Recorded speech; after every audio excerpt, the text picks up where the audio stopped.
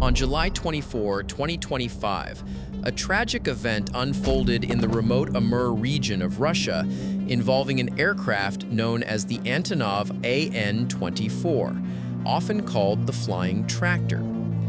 This nickname reflects its rugged design and remarkable ability to operate in harsh and challenging environments, characteristics that have made it a reliable workhorse across the vast, often unforgiving landscapes of Russia.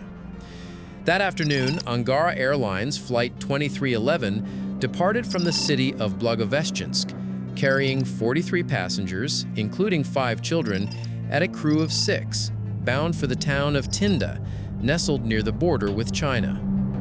As the plane approached its destination, the weather rapidly deteriorated. Visibility dropped, clouds thickened, and rain complicated the flight. These poor conditions soon became a critical factor. The crew initiated their first attempt to land at Tynda Airport, but found the visibility too poor for a safe touchdown.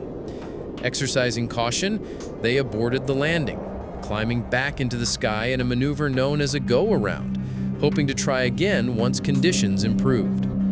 Moments later, the Antonov prepared for a second approach.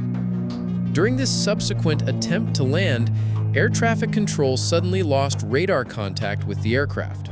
No distress signals were received, and the situation escalated rapidly from concern to tragedy. Later, rescue helicopters located the wreckage roughly 15 kilometers from the airport in a densely forested and hilly area. The plane was found burning, and, heartbreakingly, there were no survivors. An official investigation was launched without delay to uncover the causes behind this fatal accident. Preliminary findings have revealed that the crew made 2 landing attempts. The first was aborted due to poor visibility, a decision reflecting the dangerous weather conditions. The crash occurred on the second approach, when the aircraft disappeared from radar. Investigators have emphasized that adverse weather and poor visibility were central to the tragedy, most likely disorienting the crew and complicating the landing procedures. Beyond the weather, other factors are also under scrutiny, including the age of the aircraft. The Antonov An-24 involved was a Soviet-era design, powered by 2 turboprop engines valued for its durability, but aging by modern standards. Mechanical issues potentially related to the aircraft's age and condition remain an area of investigation. This devastating incident serves as a stark reminder of the perils faced in aviation. Let's take a closer look at the different factors behind airplane crashes. Take the Antonov An-24, for example, a plane built in 1976. That's nearly 50 years old. And while older aircraft do carry a higher risk of malfunction, age alone doesn't tell the whole story. Over time, corrosion, metal fatigue, and general wear and tear increase, making maintenance more difficult and expensive, even for planes that don't fly frequently. Still, with proper maintenance, older planes can remain safe. What really matters more is how often the aircraft takes off and lands, total flight hours, and the environments it operates in. Humid or extreme conditions can accelerate wear. Planes flying short, frequent routes tend to wear out faster than older ones that are used less often. And while aging jets do require more frequent checks and repairs, studies show no clear link between age and safety so long as the maintenance is done right. But when upkeep slips, that's when the danger climbs, fast. Interestingly, just a couple of months, a plane crash near the Russian region. Initially, Russia reported that the aircraft was struck by a bird.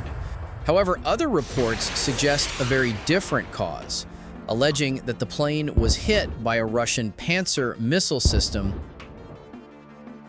Flight J28243 was en route from Baku, the capital of Azerbaijan, to Grozny, the capital of the Chechen Republic in Russia. The aircraft was forced to make an emergency landing approximately 3 kilometers, about 1.8 miles from Aktau.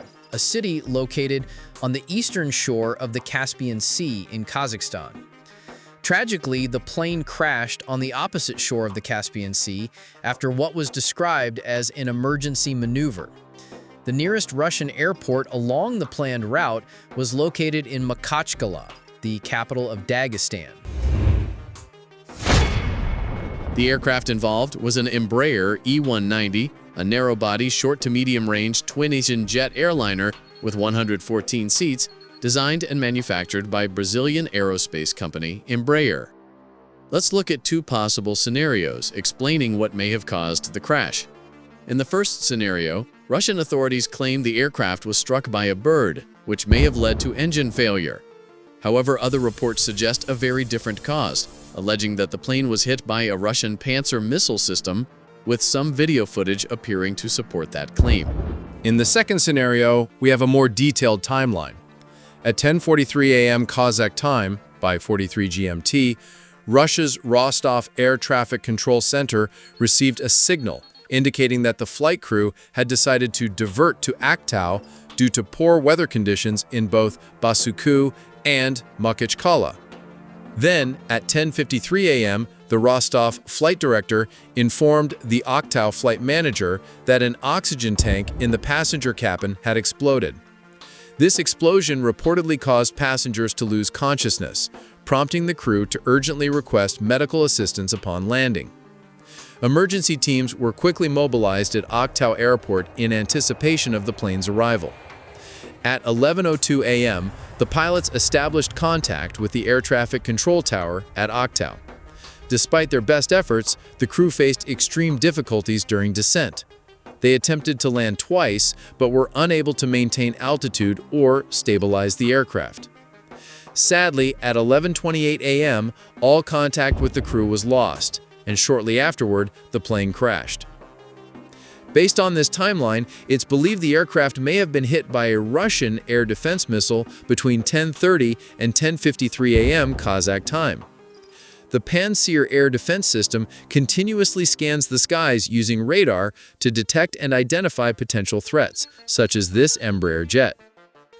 Once a target is locked, the system begins tracking it using a combination of radar and optical sensors. These systems work in tandem to calculate trajectory, speed, and other parameters needed to intercept the target. The Pantsir system chooses the most effective method of engagement, either by launching a missile or using high-speed autocannons. In this case, the aircraft was flying at a higher altitude, rendering the autocannons ineffective. The system therefore launched a missile as the optimal response.